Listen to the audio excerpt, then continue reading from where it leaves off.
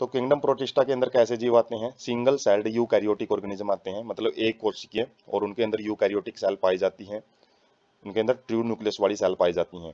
Primarily aquatic, ज़्यादातर ये जो पानी के अंदर पाए जाते हैं, और इनके पास फ्लैजला या फिर सिलिया होते हैं। फ्लैजला पूंछ जैसी स्ट्रक्चर होती हैं जो थोड़ी सी बड़ी होती हैं, संख्या में कम होते हैं, जबकि सिलिया हेयर लाइक स्ट्रक्चर होती है, बहुत ज़्यादा नंबर में होते हैं, स्ट्रक्चर में छोटे होते हैं फ्लैजला से।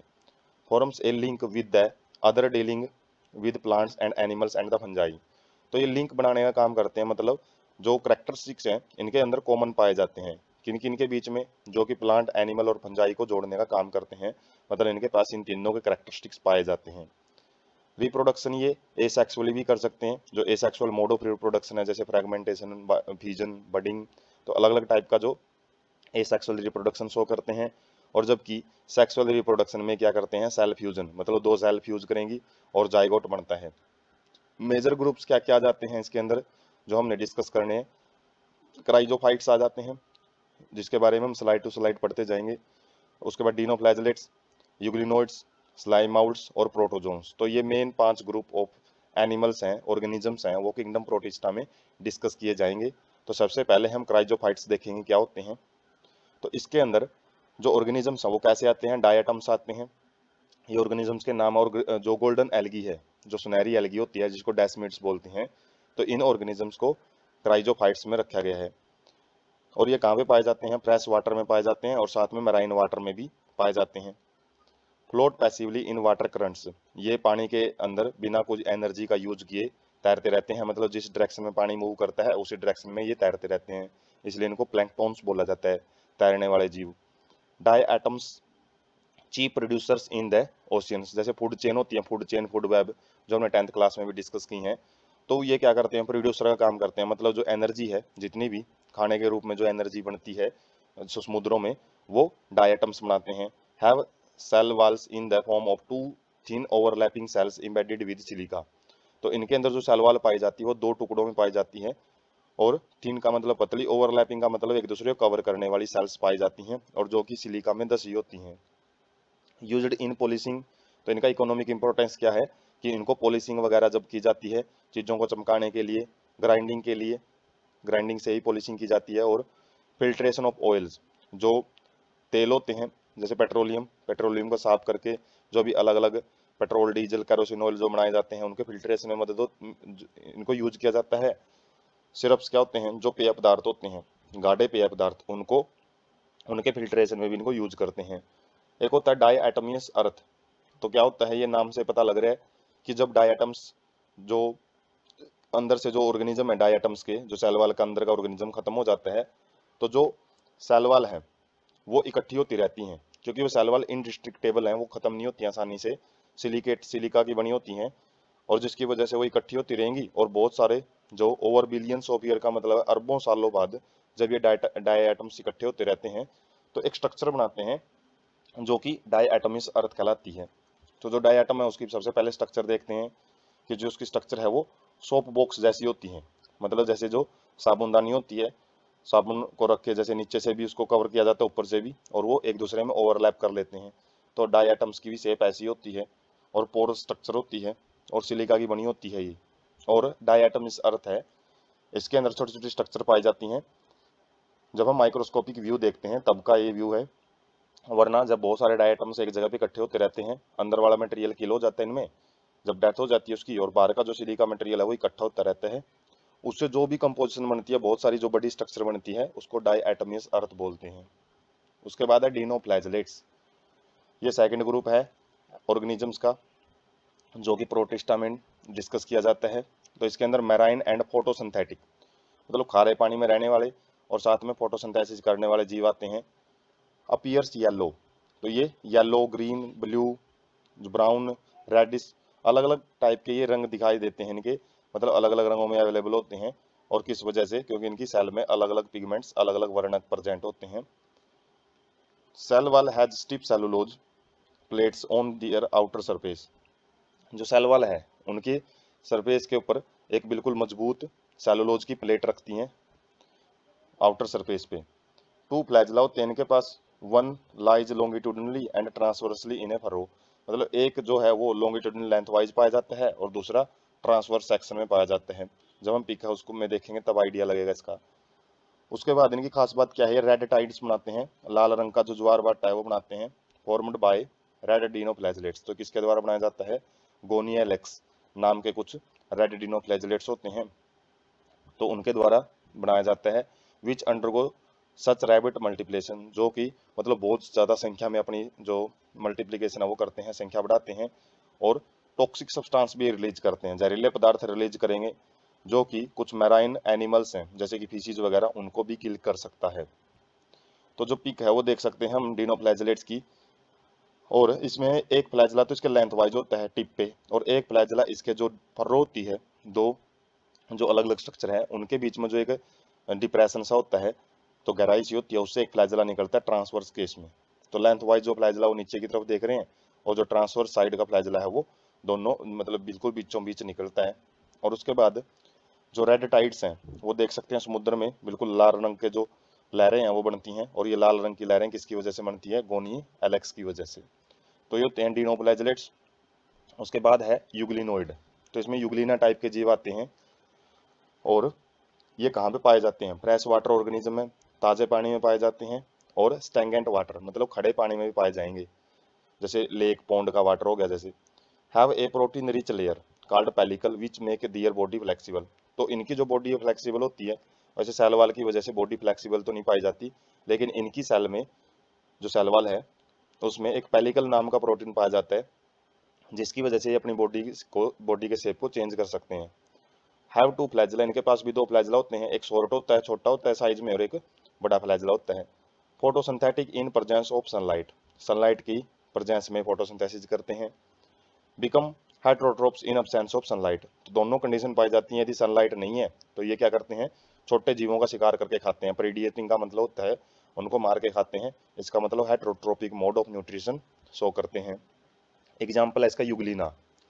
तो जो यूग्लिना हम माइक्रोस्कोप में देखते हैं तो वो इस तरीके की स्ट्रक्चर स्पिंडल शेप्ड स्ट्रक्चर पाई जाती हैं, स्पिंडल शेप्ड स्ट्रक्चर हैं, और ये माइक्रोस्कोपिक व्यू है। जबकि जो डिटेल्ड व्यू देखते हैं डायग्रामेटिक व्यू, वो यूग्लिना इस टाइप की शेप में पाया जाता है। इसके अलग अलग भाग होते हैं, दो फ्लैजला होते हैं इसके अंदर, हालांकि यहीं पे एक ही दिखा रखे है, लेकिन एक फ्लैजला छोटा होता है, और इसके अंदर काफ़ी अलग अलग टाइप की स्ट्रक्चर होती हैं। कॉन्ट्रैक्टाइल वैक्यूल होते हैं जो भी खाना वगैरह लेता है ये, तो जो माउथ है, ये माउथ रीजन है, इससे ही खाना लेता है, और जो खाना है वो कॉन्ट्रैक्टाइल वैक्यूल में जाके स्टोर होता है। एक न्यूक्लियस होता है, न्यूक्लियस के अंदर एक न्यूक्लियोलस जो डार्कर एरिया होता है वो प्रेजेंट होता है। क्लोरोप्लास्ट होते हैं जो कि इनकी फोटोसिंथेसिस वगैरह में मदद करते हैं, और फोटोसिंथेसिस जो भी खाना बनता है उसको पैरामाइलोन की फॉर्म में स्टोर किया जाता है। और फोटो रिसेप्टर सेल भी प्रेजेंट होती है इनके पास। फोटो रिसेप्टर पैराफ्लैजेलर बॉडी, मतलब फोटो रिसेप्टर का मतलब लाइट के प्रति ये सेंसिटिव होते हैं, जिस साइड में इनको लाइट दिखती है उसी साइड में ये आगे बढ़ते हैं। एक स्टिग्मा होता है जिसको आई स्पॉट बोलते हैं, ये इसको विजन टाइप की मूवमेंट शो करता है। वैसे मतलब इतनी ज़्यादा एडवांस आई तो नहीं होती इनके पास, आँख तो नहीं होती, लेकिन ये जो फोटो सेंसिटिव रीजन होता है जो कि लाइट के प्रति इनको मूव करवाने में मदद करता है, क्योंकि लाइट की तरफ जाएंगे तभी ये फोटोसिंथेसिस कर पाते हैं। उसके बाद है स्लाइम माउल्ट्स। तो स्लाइम माउल्ट्स कैसे होते हैं, सैप्रोफाइटिक, मतलब ये डेड ऑर्गेनिज्म से अपना खाना लेते हैं, प्रोटिस्टा में आते हैं, और कहाँ पे मिलते हैं ये, डिकेइंग ट्विग्स एंड लीव्स। तो जो गली सड़ी जो लकड़ियाँ वगैरह होती हैं, टहनियाँ होती हैं, तो वहाँ पे ज़्यादा पाए जाते हैं। एक प्लाज्मोडियम स्ट्रक्चर बनाते हैं ये।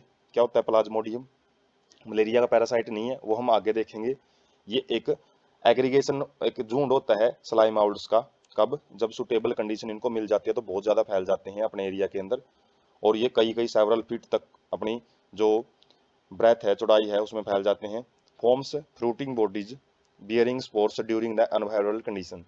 जब इनको अनफेवरेबल कंडीशन मिलती है तो उस केस में कुछ ये बल्ब जैसे स्ट्रक्चर बनाते हैं, स्पोरेंजिया, जिसके अंदर स्पोर प्रोड्यूस होते हैं, और with extremely resistance walls can survive for many years dispersed by air currents. और इनकी जो वाल्स हैं बहुत ही ज़्यादा रेजिस्टेंस होती है। रेजिस्टेंस का मतलब उसके ऊपर जो गर्मी सर्दी एंजाइम का कोई फर्क नहीं पड़ता, जिसकी वजह से उनको कई कई साल तक रहने में, जो स्पोर्स हैं वो कई कई साल तक जिंदा रहते हैं। और बाद में जब एयर करंट्स, जब हवा के जो प्रवाह है उसके साथ ये एक जगह से दूसरी जगह फैल जाते हैं, और जहाँ पे भी दूसरी जगह पे गिरेंगे तो वहाँ पे फिर अपनी जो संख्या है उसको बढ़ाने का काम करते हैं। तो ये एक हम जो स्लाइम माउल्स है उसका जो प्लाज्मोडियम है, मतलब बहुत ही ज़्यादा स्ट्रक्चर जो फैली हुई स्ट्रक्चर है, ये एक नेकेड व्यू है, नेकेड आई का व्यू है, माइक्रोस्कोपिक व्यू नहीं है। वैसे तो स्लाइम माउल्ट बहुत छोटे होते हैं, माइक्रोस्कोप में इनको देखना पड़ता है, और जब माइक्रोस्कोप में देखते हैं तो इनके एक बल्ब जैसी स्ट्रक्चर होती है, जिसके अंदर क्या है, बहुत सारे स्पोर्स प्रोड्यूस होते हैं, और जब ये स्पोर्स किसी दूसरी जगह पे जाते हैं तो वहाँ पे जर्मिनेट करके नई जो स्ट्रक्चर है प्लाज्मोडियम है उसको बनाने का काम करते हैं। तो ये फेवरेबल कंडीशन में बनाते हैं और ये अनफेवरेबल कंडीशन में बनाते हैं जो स्पोर्स है। उसके बाद है प्रोटोजोन्स। तो प्रोटोजोन्स में क्या आएंगे, हेटेरोट्रोपिक, मतलब जो अपना खाना दूसरों से ले, और लाइव एज प्रीडिएटर, मतलब जो शिकार करके खाएं किसी जीव का, या फिर पैरासाइट, मतलब किसी भी ऑर्गेनिज्म के अंदर रह के, मतलब उसको जिंदा ही उसको क्या करते रहते हैं, उसका न्यूट्रिशन खींचते रहते हैं। तो इसके मेनली 4 ग्रुप्स हैं, वो हम डिस्कस करेंगे। पहला है अमीबोइड, मतलब अमीबा टाइप के प्रोटोजोन्स। तो ये फ्रेश वाटर में, सी वाटर में और मोस्ट सॉइल हर जगह देखने को मिल सकते हैं, चाहे ताज़ा पानी हो, चाहे साल्टी वाटर हो, चाहे नमी वाली मिट्टी हो। Move and capture their prey by putting out pseudopodia. तो जैसे अमीबा में हम देखते हैं जो खाना लेता है वो सूडोपोडिया फाल्स फीट होते हैं, जो कि एक्सटेंडेड फॉर्म होती है अपनी उसकी बॉडी की, मतलब जो बाहर की तरफ निकली हुई स्ट्रक्चर है उनसे ये खाना पकड़ते हैं, और चलने फिरने का काम भी, लोकोमोशन का जो काम है वो भी सूडोपोडिया से ही करते हैं। Marine forms have silica cells on surface. जो मैराइन फॉर्म होती है उनके पास सिलिका, मतलब एक मिट्टी की बनी हुई एक परत होती है, जो कि इनको बचाने का काम करती है, इनकी स्ट्रक्चर को बचाती है, अंदर वाले मटेरियल को बचाती हैं। सम जो एंट अमीबा होते हैं, ये स्पीशीज हैं अमीबा की, वो पैरासाइट भी होते हैं, मतलब दूसरे जीवों के अंदर भी रहते हैं। जैसे ये हमारी आंतों में भी जब अटैक करते हैं तो जो एंट अमीबा हिस्टोलिका एक बीमारी, जो एक ऑर्गेनिज्म होता है जिसे अमीबोसिस डिजीज है वो फैलती है, आंतों की बीमारी होती है। उसके बाद है सेकंड फ्लैजेलेटेड प्रोटोजोन्स, इनके अंदर फ्लैजला पाए जाते हैं। तो इनकी जो आइदर फ्री लिविंग, या तो ये फ्रीली रह सकते हैं या फिर किसी जीव के अंदर पैरासिटिक मोड ऑफ न्यूट्रिशन के रूप में रह सकते हैं। और पैरासाइट रहेंगे तो ये पैथोजन, मतलब डिजीज जो अलग अलग बीमारियां हैं वो फैलाते हैं।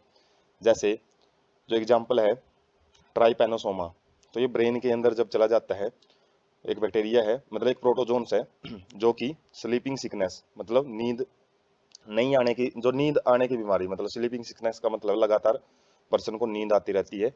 एक इसका उल्टा होता है इंसोम्निया, वो डिजीज डिप्रेशन वगैरह की वजह से आती है, जिसमें नींद आनी बंद हो जाती है। लेकिन स्लीपिंग सिकनेस में लगातार नींद आती है, किसकी वजह से, इस प्रोटोजोन्स की वजह से। तो इसकी शेप भी देखेंगे हम। सिलिएटेड प्रोटोजोन्स, इसमें सिलिया पाए जाते हैं, और ये एक्वेटिक होते हैं, मतलब पानी में पाए जाएंगे। एक्टिवली मूवेबल, मतलब ये अच्छे ढंग से मूव कर सकते हैं। पीछे हमने पैसिवली देखा था, पैसिवली में तो क्या होता है, वाटर जिस लाइन में जा रहा होता है उसी में तैरते रहते हैं, लेकिन ये अपनी मर्जी से किसी भी डायरेक्शन में मूव कर सकते हैं, क्योंकि इनके पास थाउजेंड्स ऑफ सिलिया, छोटे छोटे हेयर लाइक स्ट्रक्चर प्रेजेंट होते हैं शरीर पे। हैव ए कैविटी, और इनके पास एक गल्ट, मतलब एक माउथ जैसी स्ट्रक्चर होती है, जो कि बाहर की तरफ ओपन होती है सेल से, और उसी से खाना वगैरह वो लेते हैं। जैसे एग्जांपल है पैरामीशियम। उसके बाद है स्पोरोजोन्स। तो स्पोरोजोन्स, इनको स्पोरोजोन्स बोलने का मेन रीजन क्या है, क्योंकि इनके पास एक स्पोर लाइक, मतलब एक बीज जैसी इफेक्टिव स्टेज होती है, मतलब जो बीमारी फैलाती है। जैसे एग्जांपल है नोट, जो बिल्कुल डेंजरस फॉर्म होती है, नोटोरियस फॉर्म, वो प्लाज्मोडियम है। प्लाज्मोडियम क्या फैलाती है, मलेरिया की जो डिजीज होती है, जो मच्छर से फैलती है। मच्छर इस प्लाज्मोडियम वेक्टर को ही, मतलब प्लाज्मोडियम को ही, पैरासाइट को ही एक जगह से दूसरी जगह पे लेके जाते हैं, और जिसकी वजह से जो मलेरिया है वो बीमारी फैलती है। तो जो शेप है वो देखते हैं हम इनकी चारों की। जैसे अमीबोइड टाइप के जो जीव हैं उसके अंदर अमीबा तो आ ही जाता है, इसके अलावा जो रेडियलिन है, और उसके बाद फॉर्मा मिनीफेरन है, तो ये ऑर्गेनिज्म आ जाते हैं जो मूव, जो अपनी शेप चेंज कर सकते हैं, जिनकी कोई फिक्स शेप नहीं होती। उसके बाद फ्लैजलेट्स में हम देख सकते हैं ट्राइकोमोना है, ट्राइकोमोनास है, और ट्राइपेनासोमा है, जो कि स्लीपिंग सिकनेस कोज करता है, और साथ में जो युगलिना है, हालांकि युगलिना हमने अलग से डिस्कस किया है। तो फ्लैजलेटेड के शेप से इन्होंने, जिसके पास फ्लैजला होते हैं उनको रखा गया है, लेकिन जो ट्राइकोडर्मा है और जो ट्राइपेनासोमा है वो प्रोटोजोआ में आते हैं, ये तो युगलिनोइड्स में आता है। जबकि जो सिलिएट्स हैं, सिलिएट्स में जो पैरामीशियम हम डिस्कस करते हैं, तो इसके अंदर एक माउथ जैसी स्ट्रक्चर है जिससे खाना लेता है, बाकी शरीर के ऊपर इसके पास cilia, hair like structure present होते हैं, जो कि इसको खाना वगैरह एब्जॉर्ब करने में मदद करते हैं, और साथ में मूवमेंट में भी मदद करेंगे। और उसके बाद है जो ब्लैनिटिडियम है, जो ये भी ये जो पैरामीशियम जैसा ही होता है। उसके बाद जो स्पोर लाइक स्टेज हम देख सकते हैं, बीज जैसी स्ट्रक्चर होती हैं प्लाज्मोडियम की, रेड ब्लड सेल में जब एंटर करते हैं तो बाद में रेड ब्लड सेल को डैमेज करना शुरू कर देते हैं, और उसी से जो एक टॉक्सिक सब्सटेंस रिलीज होता है जो कि हमारे शरीर में अलग अलग जो सिम्टम्स है मलेरिया के, जब बीमारी होती है तो अलग अलग जो लक्षण है शरीर में वो इन्हीं के द्वारा शो किए जाते हैं डेड रेड ब्लड सेल्स के द्वारा।